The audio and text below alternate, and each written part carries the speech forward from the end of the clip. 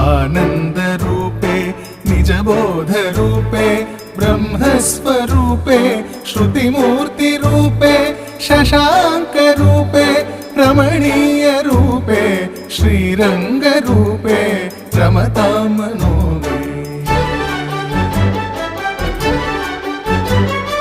कावेरी तीरे करुणाविलोले मन्दारमूले धृतचारुकेले दैत्यान्तकाले अखिललोकलीले श्रीरङ्गलीले रमतां मनो मे।